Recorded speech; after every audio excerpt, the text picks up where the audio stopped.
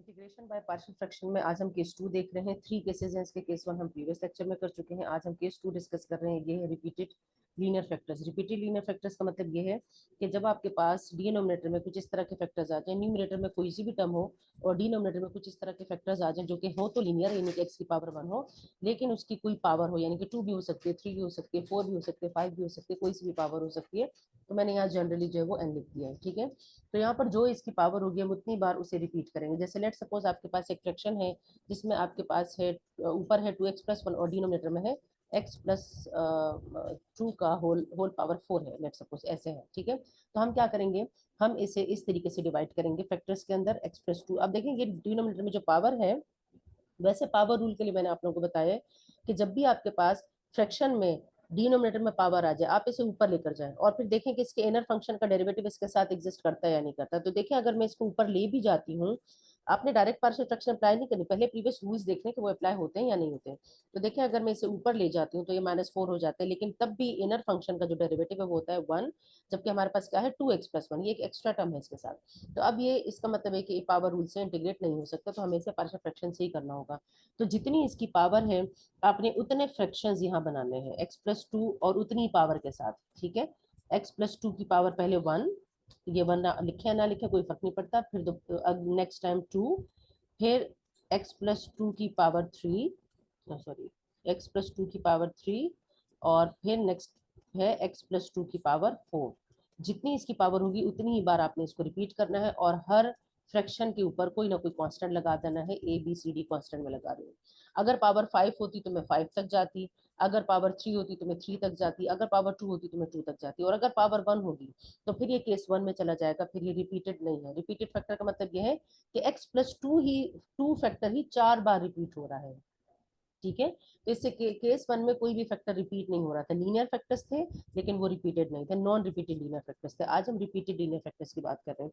तो एक क्वेश्चन इसका ले लेते हैं, उसे सॉल्व करते हैं। लेट सपोज हमारे पास एक फ्रैक्शन है 7x-1। इसको ठीक कर लेते हैं, तो मुझे लिखने की बहुत जल्दी होती है तो लिखते लिखते मैं आगे पीछे कर देती हूँ। 7x-1, ठीक है, डिवाइडेड बाय डिनोमिनेटर में हमारे पास आएगा x-1 का होल स्क्वायर है, और लेट सपोज ये एक फ्रैक्शन इस तरीके से है और इसके साथ एक फैक्टर है x+1। ठीक है, ये हमारे पास है। अब यहाँ देखिए हमारे पास डिनोमिनेटर में दो फैक्टर्स हैं, दोनों लीनियर हैं। एक नॉन रिपीटेड है, नॉन रिपीटेड का मतलब पावर 1 है, रिपीट नहीं हो रहा है, और एक रिपीटेड है, रिपीटेड का मतलब पावर 2 है, मतलब 2 बार आ रहा है, x-1 इंटू x-1 रिपीट हो रहा है ये। ठीक है, तो मतलब ये वाला केस 1 है और ये वाला क्या है, केस 2 है। तो केस 1 और केस 2 को हम यहाँ पर इकट्ठा सॉल्व करेंगे। हम क्या करेंगे, हम कहेंगे कि लेट अस कंसिडर, आपने क्या करना है, इस फ्रैक्शन को, बेसिकली पार्शियल फ्रैक्शन का पर्पस क्या है कि इस फ्रैक्शन को दो पार्ट्स में डिवाइड करना, दो पार्ट्स या तीन पार्ट, जितने भी फैक्टर्स हैं उतने ही पार्ट्स में से डिवाइड कर देना। अब यहाँ पर हमारे पास फ्रैक्शन के नीचे चूंकि तीन फैक्टर्स हैं, वैसे है तो नजर तो दो आ रहे हैं लेकिन तीन है बेसिकली ना, क्योंकि ये दो बार है, तो तीन फैक्टर्स हैं। तो तीन फ्रैक्शंस में हम इसे डिवाइड करेंगे। किस तरीके से, कि जो पहला वाला है जो रिपीटेड है, पहले इसकी पावर 1 लेंगे, फिर दूसरी बार इसकी पावर 2 लेंगे। ठीक है, और अगर 3 होता तो मैं एक और फ्रैक्शन भी बनाती। ये वाला कंप्लीट हो गया। अब x+1 पे आ जाए। x+1 तो चूंकि नॉन रिपीटेड लीनियर फैक्टर है, केस 1 है, तो इसे हम एक ही बार लिखेंगे, 1 पावर है ना इसकी, एक ही बार लिखेंगे x+1, और तीनों के ऊपर कॉन्स्टेंट्स लगा देंगे a b c। इसको कह देंगे इक्वेशन 1। इस इक्वेशन 1 में से हमें हमें इस इक्वेशन 1 के लिए हमने ए बी सी की वैल्यूज फाइंड आउट करनी है और इसमें सब्स्टिट्यूट करनी है। तो वैल्यूज फाइंड आउट करने का वही तरीका है जो मैंने केस 1 में बताया था। क्या करना है आपने, फर्स्ट स्टेप आपका क्या होगा कि लेफ्ट साइड पर जितने भी फैक्टर्स हैं पूरी इक्वेशन को इस फैक्टर से मल्टीप्लाई करना है। तो आपने यहाँ लिखना है कि multiplying multiplying by multiplying equation 1 by कौन कौन से, ये जो दो है यहाँ पर जितने भी होंगे लेफ्ट साइड पर उन सारे फैक्टर्स के साथ पूरी इक्वेशन को लेफ्ट और राइट दोनों साइड पर हर टर्म को इंडिविजुअली इससे मल्टीप्लाई करते हैं। तो आपको क्या मिलेगा, आप ये देखें। अब इस फ्रैक्शन को जब मैं इससे मल्टीप्लाई करूंगी तो क्या होगा, x+1 और x-1 होल स्क्वायर, ये दोनों कैंसिल हो जाएंगे और क्या रह जाएगा, सिर्फ 7x-1 रह जाएगा। ठीक है, मैं केस 1 में ये डिटेल के साथ करवा चुकी हूँ, मैं लिख कर बता चुकी हूँ, आप केस 1 देख सकते हैं पहले इससे प्रीवियस लेक्चर में। फिर a/x-1 को जब मैं इस फ्रैक्शन से मल्टीप्लाई करूंगी तो एक x-1 और एक x-1 कैंसिल हो जाएगा। ठीक है, और सिर्फ एक x-1 रह जाएगा और x+1 रह जाएगा। तो a के साथ क्या बचेगा, x माइनस वन और x प्लस वन। ठीक है, आप यहाँ मल्टीप्लाई करके देख सकते हैं, मल्टीप्लाई करके साथ लगाएंगे, देखिए कैंसिल आउट हो जाएंगे टर्म्स, और ये दो टर्म्स रह जाएंगे सिर्फ, ये टू हट जाएगा इस पर से। फिर b के साथ क्या होगा, b के साथ है डिनोमिनेटर में x माइनस वन का होल स्क्वायर, ये जब इससे मल्टीप्लाई होगा ये पूरा फ्रैक्शन, यहाँ पे देखो मल्टीप्लाई का साइन लगाओ, ये पूरी दोनों टर्म्स लगाओ, तो x minus one whole square x minus one whole square cancel हो जाएंगे, सिर्फ x प्लस वन रह जाएगा, x प्लस वन रह जाएगा। इसी तरह से अब ये c वाला देखें, c के साथ क्या लगेगा, c के साथ है x प्लस वन, तो ये पूरी टर्म जब यहाँ मल्टीप्लाई होगी, इसके साथ मल्टीप्लाई का साइन लगा और इसे मल्टीप्लाई करें इसके साथ, तो x प्लस वन कैंसिल हो जाएगा, और c के साथ रह जाएगा सिर्फ क्या, x माइनस वन का होल स्क्वायर, ये रह जाएगा। ठीक है, ये हमारे पास बन जाएगी इक्वेशन वन। अब इस इक्वेशन वन में, अच्छा अब यहाँ देखें, यहाँ चूंकि केस वन भी है और केस टू भी है, लीनियर फैक्टर्स जब भी हमारे पास होते हैं तो आप कुछ टर्म्स के जो कुछ कांस्टेंट यानी कि जो ए बी सी की जो वैल्यूज आपने फाइंड आउट करनी है, कुछ की वैल्यूज आप प्रीवियस वाले मेथड से फाइंड आउट कर सकते हैं, जो मैंने केस वन में आपको बताई है। लीनियर फैक्टर्स के अंदर हम ये कर सकते हैं, इनके हम क्या करेंगे कि बारी बारी एक एक फैक्टर जीरो करें, जिसकी वैल्यू नहीं आएगी, ठीक है, जिसकी वैल्यू नहीं फाइंड आउट कर सकेंगे, उसकी वैल्यू निकालने का मैं आपको एक और तरीका यहाँ पर बताऊंगी। तो ये वाला मेथड चूंकि थोड़ा आसान है, तो हम जिनकी वैल्यूज इस मेथड से निकल सकते हैं हम उसकी वैल्यू निकाल लेंगे। कौन सा मेथड है, वही मेथड है जिसमें हम क्या करेंगे, एक एक फैक्टर को जीरो करेंगे। ठीक है, दो ही तरह के फैक्टर ना, एक एक्स प्लस वन है और x minus one. X minus one दो बार है ना, लेकिन है तो एक ही फैक्टर, एक्स माइनस वन की शक्ल का ही है ना, है तो दो बार लेकिन है तो एक्स माइनस वन ही, तो एक्स माइनस वन है और एक्स प्लस वन है, तो हम बारी बारी दोनों को जीरो के इक्वल करेंगे और इस इक्वेशन में पुट करेंगे। ठीक है, हम कैसे करेंगे, हम कहेंगे let x plus one is equal to zero. Let suppose पहले हम इसको जीरो ले लेते हैं।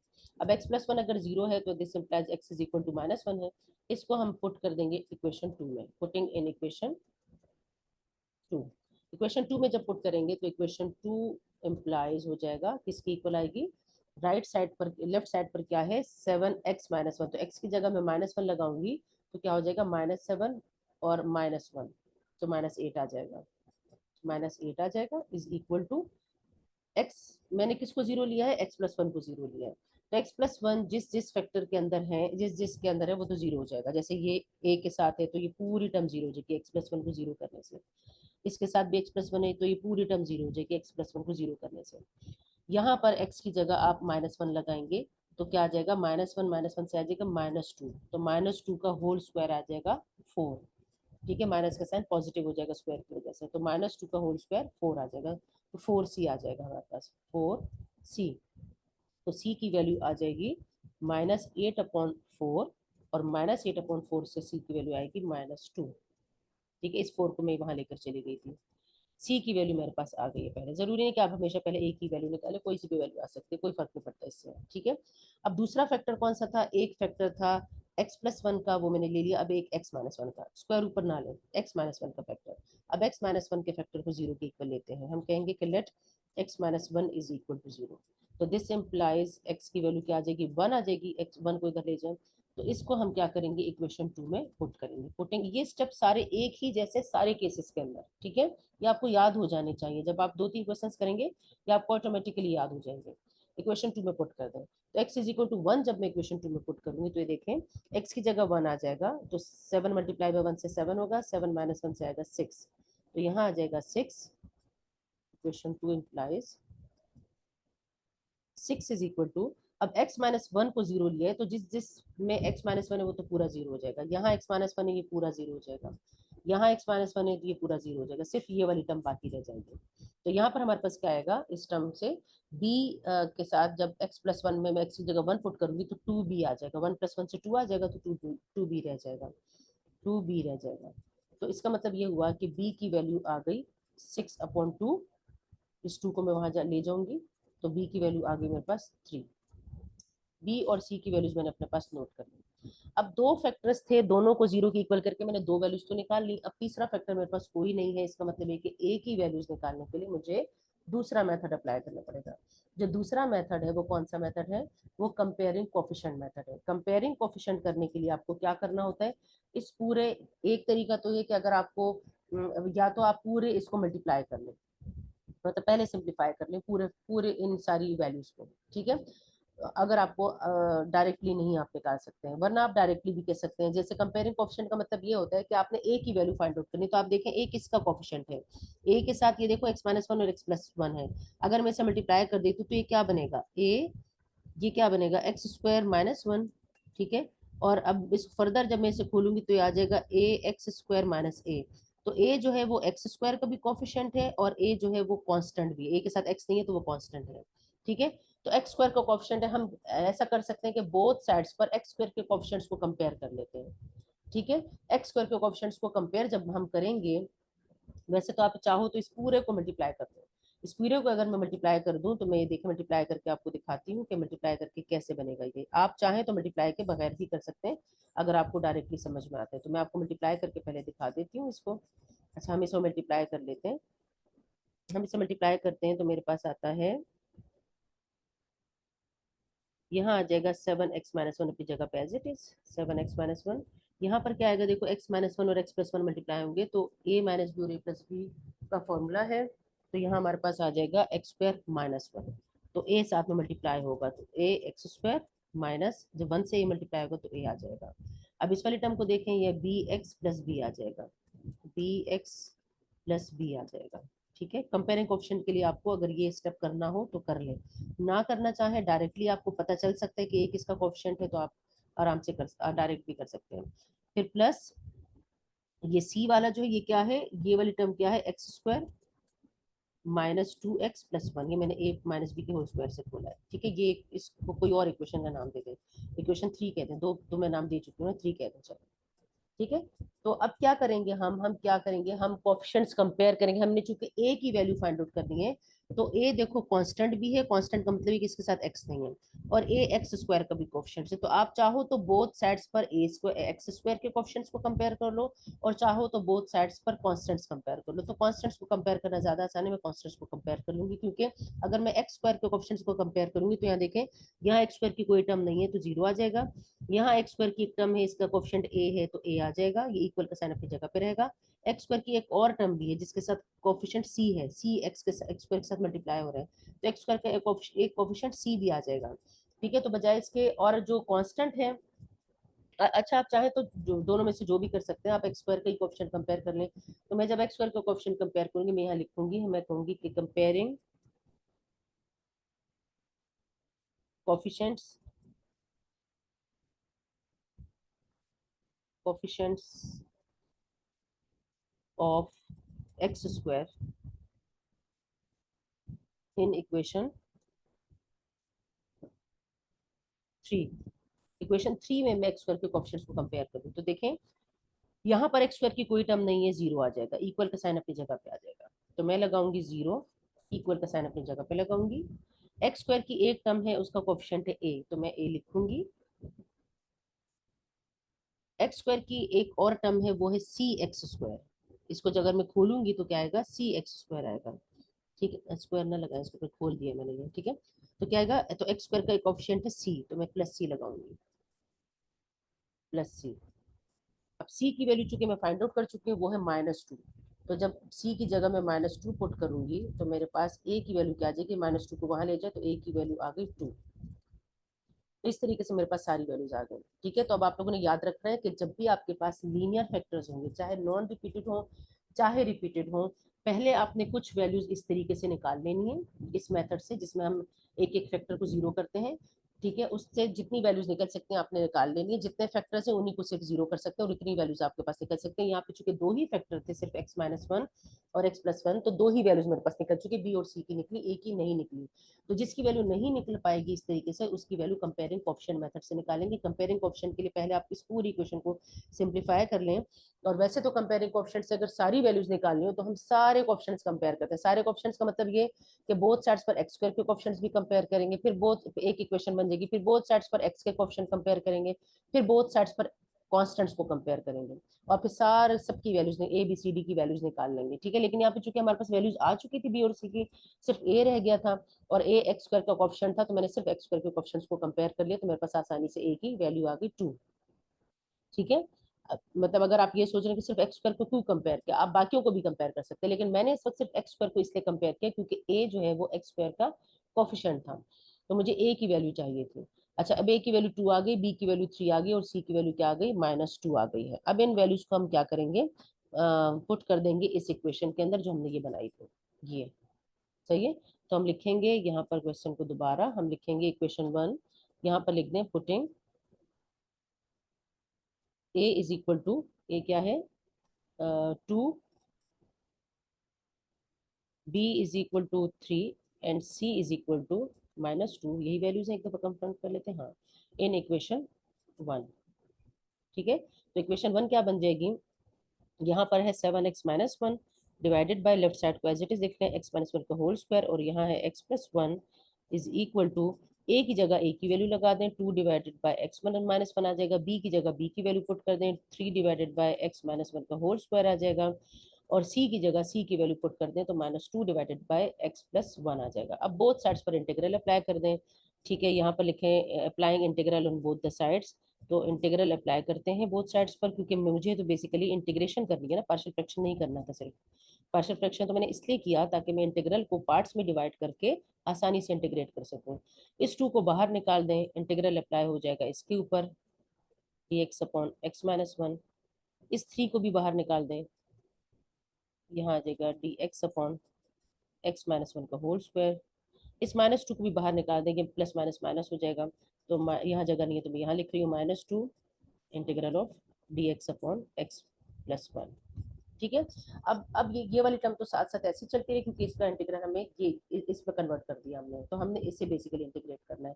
2 अपनी जगह पर एज इट इज आ जाएगा। केस 1 में मैंने आपको बताया था कि जब फ्रैक्शन में है आपके पास, आप और डिनोमिनेटर की पावर 1 है और डिनोमिनेटर का डेरिवेटिव ऊपर एग्जिस्ट कर रहे हैं, तो x-1 का डेरिवेटिव 1 आता है, 1 ऊपर एग्जिस्ट कर रहा है, तो हम क्या लगाएंगे, 2 लगाएंगे, लॉग लगाएंगे, और डिनोमिनेटर में जो फंक्शन है उसे एज इट इज लिख देंगे। ठीक है, अब ये वाला जो फंक्शन है इसमें पावर 1 नहीं है, यहाँ पे तो पावर 1 थी, तो मैंने ये लॉग वाला रूल अप्लाई कर दिया, और नीचे वाले फंक्शन का डेरिवेटिव न्यूमरेटर में एग्जिस्ट कर रहा था, 1 था ना, तो मैं 1 यहाँ लिख सकती हूँ। ठीक है, x-1 का डेरिवेटिव 1 क्यों था, क्योंकि x का डेरिवेटिव 1, 1 का डेरिवेटिव 0, तो 1 - 0 से 1 आता है। सही है, लेकिन यहाँ पे पावर क्या है, 2 है, पावर 2 के लिए पावर वाला रूल अप्लाई करना पड़ेगा, तो जब भी पावर वाला फंक्शन आएगा आप इसे ऊपर लेकर जाएंगे, तो मैं इसे ऊपर लेकर जाऊंगी, ये नीचे कभी भी इंटीग्रेट नहीं होता पावर वाला फंक्शन, ये बात याद रखनी है आपने, -2 dx। ठीक है, ये -2 अपनी जगह पर आएगा, ये भी मैंने इंटीग्रेट नहीं किया। सही है, इसे मैं पावर रूल से इंटीग्रेट करूंगी। ये भी फ्रैक्शन में है, होल पावर इसकी 1 है डिनोमिनेटर की, x+1 है डिनोमिनेटर में, x+1 का डेरिवेटिव 1 होता है, और 1 हम ऊपर ऊपर एग्जिस्ट करता है, तो इसलिए हम क्या कहेंगे कि लॉग x+1, x+1 ये इसका है, और प्लस सी। ठीक है, सॉरी प्लस सी नहीं लगेगा, अभी अभी एक इंटीग्रल एग्जिस्टिंग है ना, अभी इस ये इंटीग्रल भी जब सॉल्व हो जाएगा तब प्लस सी लगाएंगे। ठीक है, अब ये दोनों जो लॉग वाली टर्म्स है मैं इसे कंबाइन करके लिख लेती हूँ, ऐसे करके,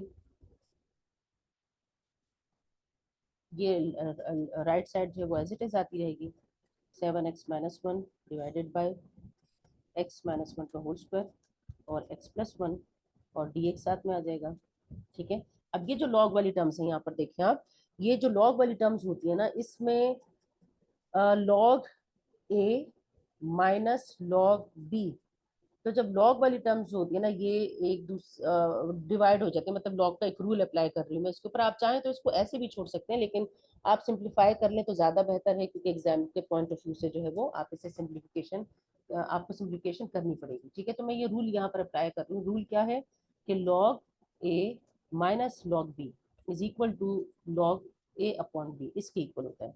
ठीक है, और अगर कोई नंबर लॉग के साथ मल्टीप्लाई हो रहा है, जैसे 2 मल्टीप्लाई हो रहा है, तो मैं इसको ऐसे नहीं कहती, मैं इसको ऐसे कह देती हूँ, मैं कह देती हूँ कि ये ऐसे है कि ए इसके साथ मल्टीप्लाई हो रहा है, लॉग है और बी है, लॉग के साथ शुरू में एक नंबर है, वो नंबर इस बी की पावर में चला जाता है, लॉग बी, और ये ए जो है बी की पावर में चला जाएगा। तो यहाँ पर भी देखें कुछ ऐसे ही हो रहा है, ये 2 इसके साथ मल्टीप्लाई हो रहा है, ये इसकी पावर में चला जाएगा x-1 की, ये 2 इसके साथ मल्टीप्लाई हो रहा है, ये इसकी पावर में चला जाएगा। ठीक है, और इसे हम इंटीग्रेट करेंगे, तो यहाँ पर मैं लिखती हूँ लॉग क्या था, x-1, x-1 की पावर हो गई 2, पावर 1 शुरू में 2 था ना, +3। अब इसे इंटीग्रेट करते हैं, इसे इंटीग्रेट करते हैं। अब पावर वाले रूल अप्लाई करेंगे। पावर रूल का तरीका ये है कि पावर के अंदर जो फंक्शन है x-1 उसका डेरिवेटिव देखने के इसके साथ एग्जिस्ट करता है नहीं, तो x-1 का डेरिवेटिव होता है 1, x का डेरिवेटिव 1, 1 का डेरिवेटिव 0, तो 1 माइनस 0 से 1 आ जाएगा। तो 1 यहाँ एग्जिस्ट करता है, 1 हम कहीं पर भी प्रोडक्ट की शक्ल में लगा सकते हैं। तो अगर इनर फंक्शन का डेरिवेटिव उसके साथ एग्जिस्ट करता है तो हम सिर्फ पावर में 1 ऐड करते हैं, वही पावर नीचे भी लगाते हैं। यहाँ पर आपने रूल का रेफरेंस दे देना है, यहाँ पर आपने लिखना है कि सिंस, ये तीनों रूल्स हम यूज करेंगे यहाँ पर ऐसे। अब नेक्स्ट स्टेप में हम यूज करेंगे। तो आपने लिखना है कि सिंस, ये बात तो आप यहाँ पर इसके साइड पर भी लिख सकते हैं कि लॉ रूल क्या है हमारे पास, कि अगर फंक्शन है और उसकी पावर है, यहाँ पर हम लिखते हैं फंक्शन एफ ऑफ एक्स और उसकी पावर है एन, और इनर फंक्शन का डेरिवेटिव उसके साथ एग्जिस्ट करता है, तो इसका इंटीग्रल आता है किस तरीके से, इस फंक्शन की जो पावर है इसमें 1 इंक्रीज कर देते हैं हम, इनके n+1 लिखते हैं और डिवाइडेड बाय भी n+1 कर देते हैं और प्लस सी। ठीक है, तो हम यही रूल यहाँ पर अप्लाई करेंगे। हम क्या लिखेंगे, x फंक्शन क्या है x-1, तो x-1 की पावर -2+1 डिवाइडेड बाय -2+1। ठीक है, और ये वाली जो टर्म आखिर वाली रह गई इसको भी हम ऐसे लिख देंगे, इस 2 को इसकी पावर में ले जाएंगे, माइनस लॉग,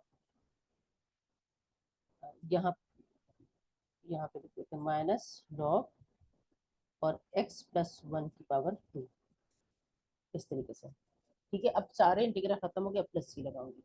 अब इस लॉग, वैसे तो इंटीग्रल यहाँ कंप्लीट हो गया, इसे सिंप्लीफाई करना है, और ये जो लॉग वाली टर्म्स इसे कंबाइन कर लें log A minus log B की वजह से। तो हम यहाँ लिखेंगे इज इक्वल टू, क्या लगेगा, लॉग, एक बार लॉग लग जाएगा, ये वाली पॉजिटिव वाली टर्म ऊपर और ये जिसके साथ नेगेटिव का साइन है वो नीचे आएगा, तो x-1 का whole square divided by x+1 का होल स्क्वायर।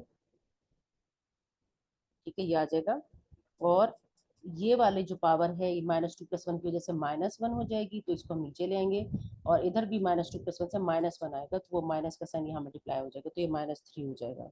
-3 डिवाइडेड बाय, इसे मैं नीचे लेकर आ रही हूँ क्योंकि पावर -1 हो जाएगी इसकी, x-1 प्लस सी। ये हमारे पास आ गया है इसका इंटीग्रल। ये हो गया केस 2। अब हम केस 3, नेक्स्ट स्टेप में हम केस 3 को सॉल्व करेंगे।